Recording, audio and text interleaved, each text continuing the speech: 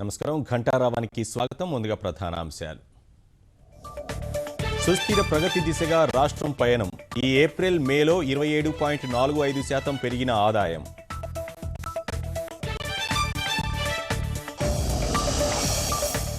హరితహారంపై విస్తృత ప్రచారం కల్పించండి. జిల్లా పాలనాధికారులకు మంత్రి జూపల్లి ఆదేశం.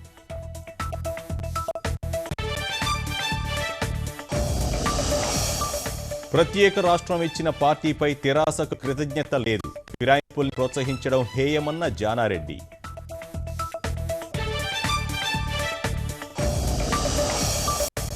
విద్యుత్ కార్మికులతో సర్కారు చర్చలు సఫలం. సమస్యలు పరిష్కరిస్తామని ప్రభుత్వం హామీ.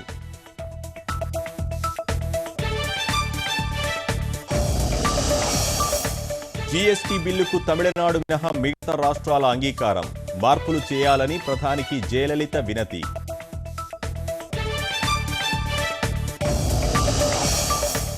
దేశవ్యాప్తంగా మండిపోతున్న టమాటా ధర. చాలా ప్రాంతాల్లో 80 దాటిన కిలో. ప్రజలకు మోయలేని భారం.